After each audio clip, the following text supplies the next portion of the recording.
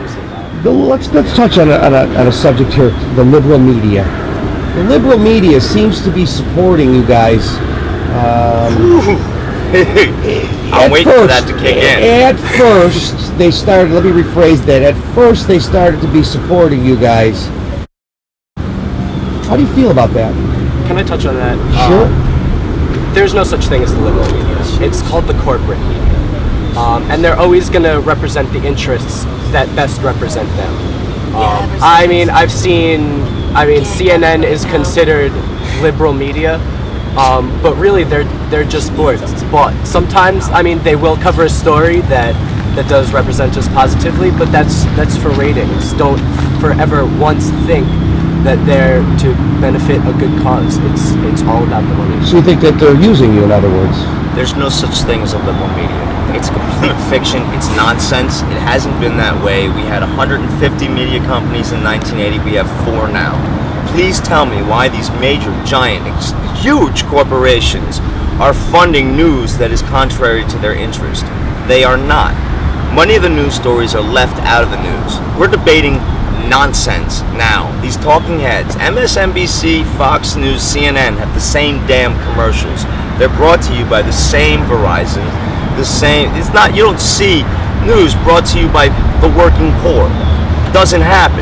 Never happens. The people who pay for it get what they pay for, and to pretend otherwise is silly. This liberal media thing, I've been hearing it for years. You know what? There is. You have WBAI in New York, and you know what? Everybody does it for free. There aren't celebrities running around doing it, and they are fighting for their life. And they are one of the last bastions of truth on radio. There is no liberal media on TV. Like MSNBC, that's cute, but they're the Democrats, and the Democrats are not liberal. They're to the right of Reagan on many issues right now. Media has become more corrupt over the years. Initially, you had a lot of good investigative journalists that are very few that will investigate the truth regardless of where it leads. And fighting tooth and nail, they were able to get those stories published. Watergate being one of those of just, going back to something. As time has passed, it's become most of your reporters on the air are basically just taking stories that have been hand-fed to them. None of them are, which I have an issue with, are investigative reporters. None of them really want to touch on the actual truth. And that's a serious issue because they're what the people of America are actually seeing, at least a large percentage of America is seeing and taking as fact. One of the things I said, the standoff we had with the police down here in front of Domino's the other night, that should have been plastered over every single channel live, because that's the biggest media story of this convention basically for yesterday or the day before. The fact that you had that standoff, you're talking about great PR where people will be sitting on the edge of their seats looking at it, that didn't happen. Why? Because they didn't want it to happen. They spun the story a different way so that they came up with some excuse about why we stopped down here, about traffic and all this. They didn't put out the truth.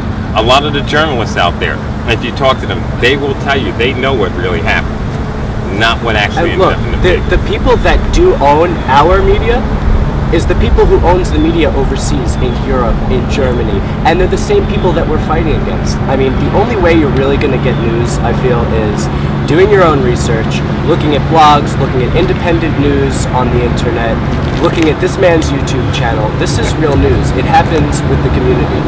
The only people that represent our own interests are our own people who want the truth. It's like the same that happens, who's going to represent the corporate interests? The corporate people. They're not going to represent us, and we're not going to represent them. The last question for you guys.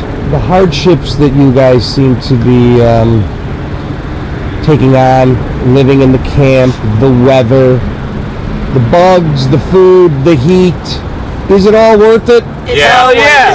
It is all worth it. Definitely. It's all worth it. When you're fighting for your rights, you have to do everything possible. Look at this fucking family I have. I can go to them and say, I got a rash, can you help me?